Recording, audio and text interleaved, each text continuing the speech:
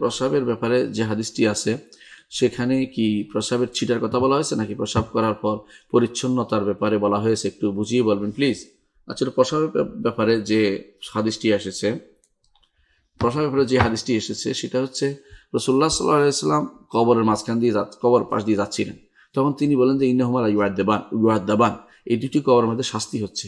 একজনের শাস্তি হচ্ছে আল্লাহ তাআলা তাকে জানিয়েছেন, নয় তিনি রাসূল কিন্তু গায়েব জানেন না, যেটা তাকে জানিয়েছেন সেটাই তিনি জানেন। তো যেটা জানানো হচ্ছে যে একজন কি করতো, একজন তার পেশাব থেকে মুক্ত থাকতো না, আরেকজন তার গীবত করতো বা নাম্মাম বা সুগলখড়ি করতো, একজনের কথা একজন লাগাতো। তো এখানে যে পেশাব থেকে বেঁচে থাকতো না, এটা আপনি যে বলেছেন যে ছিটা না পেশাব দুইটা হতে পারে। জানাশোনা পেশাবের ছিটা যদি কোনো দেখে ছিটা আসে ফিরে আসতেছে, অথবা পেশাব করে পানি না নিচ্ছে, দুইটা একই হুকুম। যে জানছেন যে পেশাবের ছিটা আসতেছে, জানার পরেও আপনি পরিবর্তন করেন না, সেটা দিয়ে সালাত আদায় করেছেন, অথবা পরিবর্তন করেন নাই সেটা দিয়ে ইবাদত করেছেন, তাহলে আপনাকে সেটার জন্য জবাবদিহি করতে হবে এবং এটার কারণে আমার শাস্তি হবে। এবং রাসূলুল্লাহ সাল্লাল্লাহু আলাইহি ওয়াসাল্লাম যেটা বলেছেন হাদিসে যে ইন্নাহুমা লা ইউআদ্দাবান, তাদের দুজনের শাস্তি হচ্ছে। অর্থাৎ যে ব্যক্তি একজন হচ্ছে সে আম্মা আহাদুমা ফালা ইস্তাকান আলা ইস্তাযু মিনাল বাউল, তাদের একজন যে পেশাব থেকে বেঁচে থাকতো না, ফরজ করতো না, বেঁচে থাকতো না।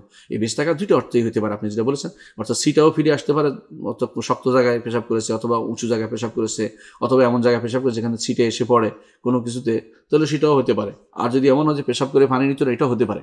তবে মনে রাখবেন, যে জিনিস দেখা যায় না, কারণ অনেক সময় ভালো পেশাব করেছে, ভালো জায়গাতেই করেছে, কিন্তু কিছু ছিটে এসে পড়েছে জানেনি, সেটা যেন আল্লাহ তাকে পাকড়াও করবেন না, কারণ লা ইউকাল্লিফুল্লাহু নাফসান ইল্লা উসআহা, আল্লাহ কাউকে সাধ্যের বাইরে কষ্ট দেন না। সুতরাং যেটা জানা যায়নি, যেটা বোঝা যায়নি কোনোভাবে, কোনো আসছে, অথবা মাইক্রোস্কোপ দিয়ে দেখতে হবে যে পেশাব ছিটে আসছে কিনা, এরকম শরীয়তে বাধ্য করে না কোনো কিছু।